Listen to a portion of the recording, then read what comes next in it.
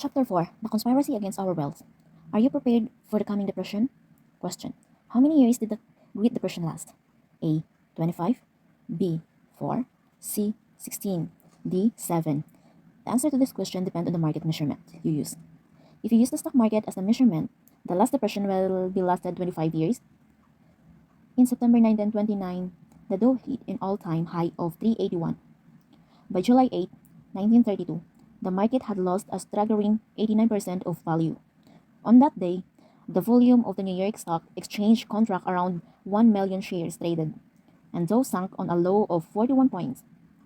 That low was the bottom of the bear market, and from there, the market soared bullishly, even in the middle of a depression. Still, even with a bull market, it took 25 years from 1929 to 1954 for the Dow to pass its high of 381. In the recent past, we witnessed another all-time high in the Dow. In October 2017, the Dow soared to 14,164. A little over a year, a Dow was almost 50% lower. If 1929 to 1954 is any indication of the Dow may break 14,164 again in 2032. On March 10, 2009, the Dow shot up over 379 points to 6,926 in a day, making in that day nearly the same point gain made from 1932 to 1954. Again, the last depression. After the last expression ever. Wall Street celebrated, even though it was reported earlier in the week that more than 650,000 jobs were lost in February. As I write, people are saying, the worst is over. Bottom has finally come. Fed Chairman Ben Bernanke says he is hopeful the recession will be over by fall of 2009. But the stock market rally on March 10 was caused by Citigroup reporting a profitable first 2 months of 2009 via a leak memo, even though it has $1 billion in toxic debt. I wonder what these guys are smoking. Even in the middle of the market, reasons optimism. The specter of possible depression still hangs over the financial world. I tend not to be as optimistic as some about the short-term prospect of the US and the global economies. Don't get me wrong, I am not hoping for a depression. Far from it. No one in his group or her right mind wants another Great Depression. But if this recession slides into a depression, it might be the last.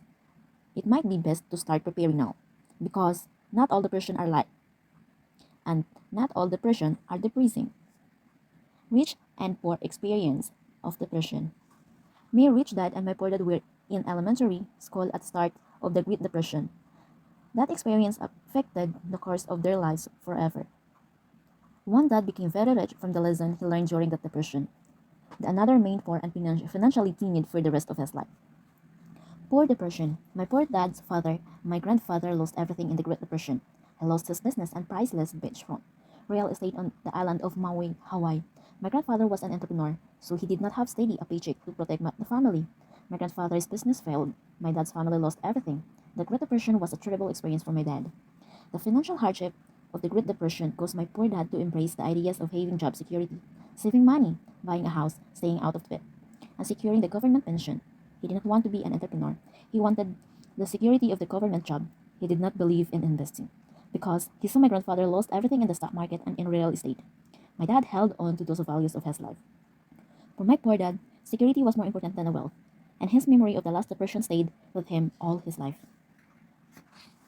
Reader comment. My grandmother, who was an adult during the Great Depression, reused everything, including paper towels. She'd dry them like dish rugs and reused them until he had shredded into tiny pieces. On the rare occasion of dinner out, she'd stuff all the bread and butter in her handbag. Those were breakfast in the next morning. Aromatoski. Rich Depression. My rich dad's family struggled financially even before Great Depression. His father was ill for the years and passed away shortly after the Depression started. Early in life, my rich dad became the man of the house and sole provider of income. As he was a young man without an education and with few job prospects, the Great Depression forced my rich dad, to become an entrepreneur as a teenager. He took over the family store and grew the business. Although his family struggled, my rich dad did not ask for the government support. He did not ask for the welfare.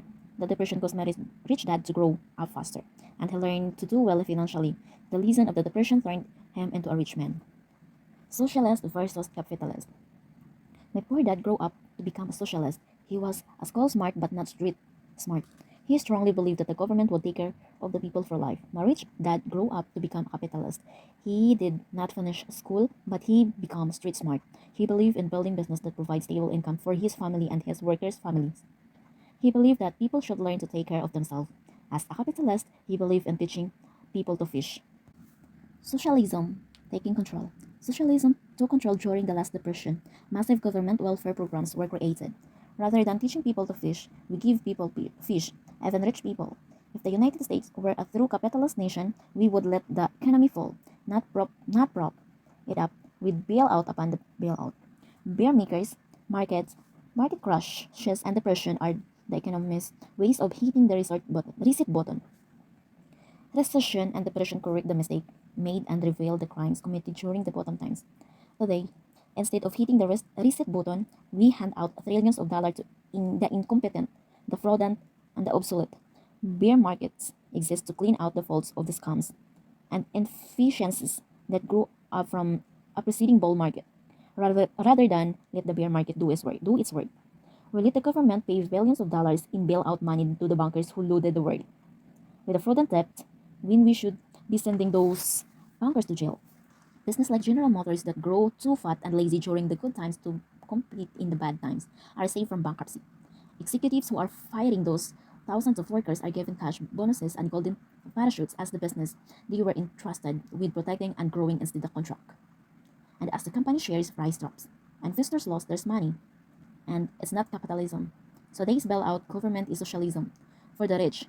In many ways, it is worse than Marxism of communism because at least those systems had illusion of being for the people. Those systems at least preach the distribution of money from the rich to the poor. Even they didn't practice it. Our bailouts, however, take money from the poor in the form of taxes and give it to the rich. I'm not pointing the finger at the President Obama. This cash heist has been ongoing for years. It became practice for the very rich to use our government to take from the poor and the middle class and to give to the rich.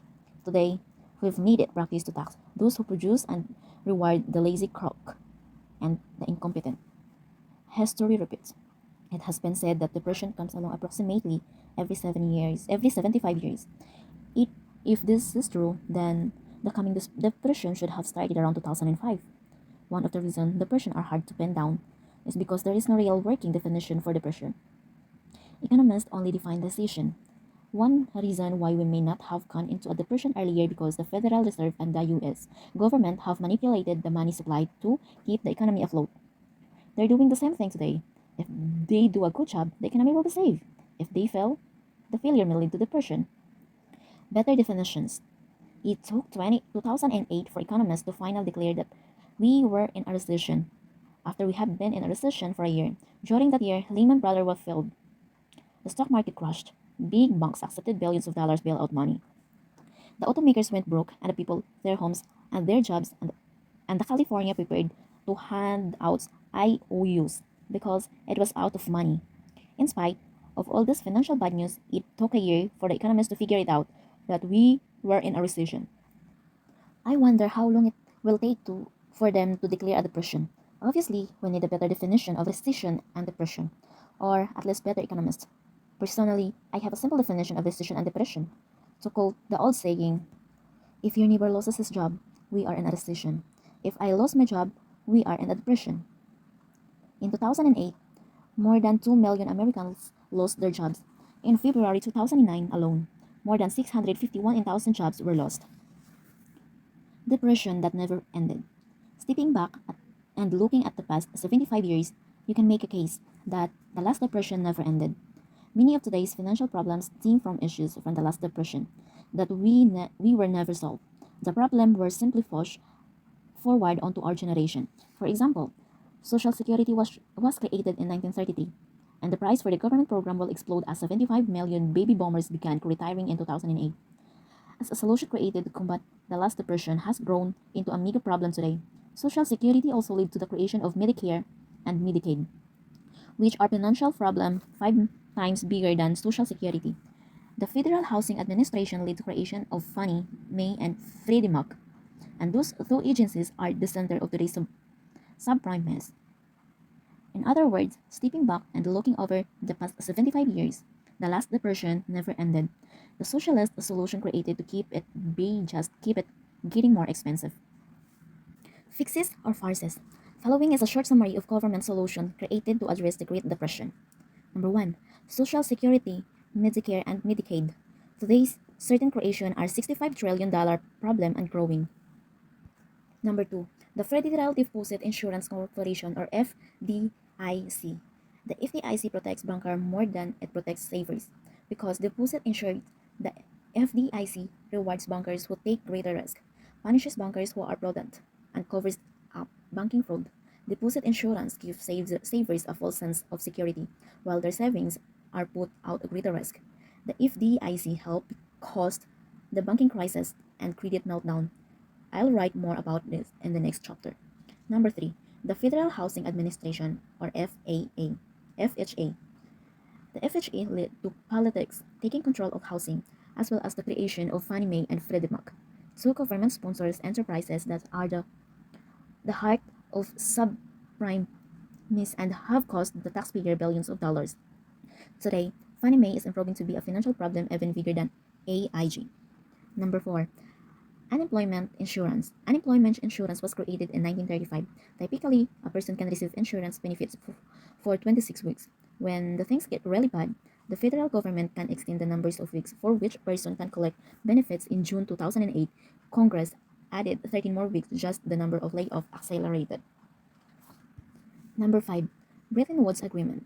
In 1944, just as World War II was about to end, a meeting of international banking leaders was held at a resort in Bretton Woods, New Hampshire, the United Nations Monetary and Financial Conference. This conference resulted in the creation of International Monetary Fund (IMF) and the World Bank. While popular perception is that these two agencies were created for the good of the world, they have actually resulted in a lot of harm, foremost of which is the spread of a fiat monetary system through the world. In 1971, when the dollar was created, the dollar was severe form gold. The IMF and the World Bank required the rest of the world to separate from the gold standard, as well as or be excluded from their club. Today's global crisis spread from the world economy because of the world economy is floating on monopoly money. Roberts notes, in 1944, the world essential adhered to the dollar standard, making the US dollar reserve currency of the world. This meant that the world had to trade in the US dollar just as the US citizens has to pay his or her taxes in US dollars. The reason the United States is such a rich country today is because we can pay our debts and trade with the US dollar with printed legalized counterfeit money. If other countries like Argentina or China were allowed to have their currencies as the reserve currency of the world, they too would be rich. The danger of this all is that if the dollar loses too much credibility, the countries like China may be indeed choose to create a new reserve currency. If that happens, America is a toast. We will not be able to live off counterfeit money any longer. Number 6. Make work programs. During the last depression, government work programs were created. One of them was the Civilian Conservation Corps, aka CCC. This government program were paid unemployed people to carry out the various conservation programs initiated by the government. There was also the Works Progress Administration, aka WPA. This government program paid people to complete civic construction projects such as bridges and was engaged in the large art, drama, media, and literacy project. At one point, constituted the largest employment base on United States. In 2009, the world governments are again sponsoring make work programs. The primary programs is to keep people fed. If the people not fed, history shows that they begin turning on the government. The greatest fear of the government official is political unrest, which can lead to revolution. The last depression never ended. The problem were pushed forward, and today they have grown bigger, more expensive, and dangerous. Two types of depression. Through the history, there have been two basic types of depression. One is depression caused by deflation, and number two is depression caused by inflation. The last depression in the United States was caused by deflation. Conversely, Germany last depression was caused by inflation. Same depression, just different money. One of the reasons the US depression was caused by deflation was because the US dollar technically still had real value. It was money backed by gold and silver. Receipt money. Receipt money was basically paper received for gold or silver, supposedly held in the vault of the US Treasury. After the stock market crash in 1929, fear spread. Americans hung on their dollars. The economy deflated. Business closed. People lost their jobs, and depression set in. The government didn't print money to solve the problems because it was technically illegal to do so. Although the government did strict some rules, savers were the winners in the case because was care and still had tangible value. The deflation was caused as deflation is a sit-in. Reason the German depression was caused by inflation was because Germany's money was no longer real money. It was monopolies money. IOUs from the government, fiat money were created out of the thin air. Since the German rich marks was merely monopoly money, a piece of paper with some ink on it, backed by nothing. The German government just kept the printing process running. Presses running. It was the German government way of solving its financial problem.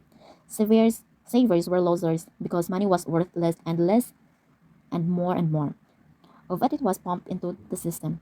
A depression was caused by inflation set in. There is a popular story about a woman who took a wheelbarrow filled with German rich marks to the bakery to buy a loaf of bread. When when she came out of the bakery to get her money, she found her wheelbarrow was stolen, but the thieves had left her rich mark behind. This comical story illustrated the devastating effects of hyperinflation. Devastating of hyperinflation. Preparing for the next depression. So the question is, if there is a depression coming, do you think this one will be like the US depression or the German depression? In the next depression, will cash be the king or will cash be trash? Preparing for a US type depression. Most people are preparing for a US style depression. These people will feel secure hanging on a cash and savings, receiving a steady retirement, check from the company they were work for, and social security check from the government, reducing debt, cutting back on living expenses, and living more simple life. Although these people are all prepared for US style of depression, they will be wiped out if they have a German style depression. Many mutual funds managers feel smart today because they get out of the market early and are now flush with cash. But what happens if the German style depression is on the horizon? Will cash still be a king? Will they still be smart? Preparing for a German type of depression. A few people are preparing for a German style depression. These people are accumulating gold and silver coins, some cash and investment that adjust for inflation. Example such as investment are oil, food, gold, and silver stocks. The government sponsors housing. Further comment. I live in Metro Detroit and the next depression is already here. It's neither an American nor a German depression but wiping out of a middle class and it's a way of life. Cindy Dry. What's on the horizon? Personally, I see German depression coming, not a US style depression. Here are a few reasons why I say this. Number 1. The Warburg effect.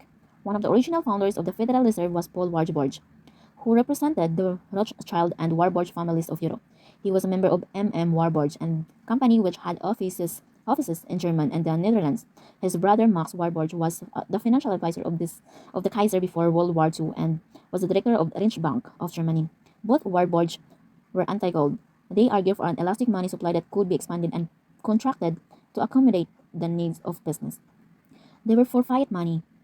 Of course, this generally leads to inflation, which is a silent tax on the middle class and savers. The devastating result of the Warburg monetary philosophy was historically displayed in Germany. Marx ultimately decided to leave Germany in 1938, but only in hyperinflation had set in. Brothers' philosophy of currency is playing out today in America as Fed pumps trillions of dollars into our economy. It's also important to note that prior to 1913, there was no income tax in America. The income tax was established to provide the government with enough cash to pay the interest due to the Federal Reserve. So, an instance of Fed is responsible for both the silent tax of the inflation and the overt income tax that takes money out of their pockets and puts it into the pockets of the rich. Printing. Number 2. Printing our way out of debt. In 1929, the crash was triggered by the stocks being thrown on margin. And then, the 2007 crash was set off by real estate on margin. The main difference is, however, is that at its cost earlier, the US government could not print its way out of deflation in 1929 because the dollar was still pegged to gold. Today, the dollar is a free floating currency backed by nothing but good faith, the credit of the US government. Now that the government has the authority to print debts into oblivion, what do you think it's going to do? Number three, false gold. Roosevelt asked the American public to turn in their gold in 1933, for which they were paid 20 $20.22 per ounce in paper money. He then raised the price on gold to 35 an ounce. In other words, for every $20.22 in gold that was torn in, the public cheated out of about $15 at a 58% haste. If anyone was caught holding gold coins, the punishment was $10,000 fine and 10 years in jail. One of the reasons for doing this was to get the public to use the paper money and sole currency of the world. Another reason was to cover up the fact that the US government had printed so many dollars and did not have enough gold in reserve back then. In the words of the US government was broke. Oh. In 1975, President Gerald Ford allowed the American public to own the physical gold once again.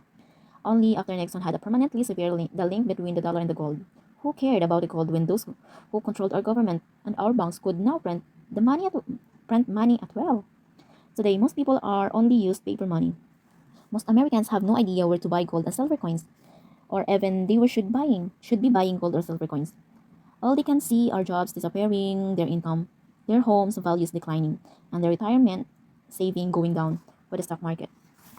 Many desperately want government bailout money, which probably meant they are unknowingly choosing hyperinflation over deflation. Number four, a world of will borrow money. As stated earlier in 1944, Bretton Woods meeting created the World Bank and the IMF. These agencies are extensions of the Federal Reserve and other European central banks. The IMF and the World Bank required the World Bank to shift their money to fiat currency and currency not backed by gold and silver, similar to pre-World War II German's currencies. In other words, the US stated that IMF and the World Bank began exporting Germany's type of monetary system, will borrow money to the world. Until 1971, the US dollar was primary currency used by IMF, since the dollar was redeemable in gold and at $35 an ounce. The amount of international money that could be created was limited. To operate as a true world central bank, the IMF needed to be able to issue unlimited famous of funny money. On August 15, 1971, President Nixon signed an executive order stating that the United States would no longer redeem the dollar for gold. In 1971, the US dollar became true monopoly money for the world.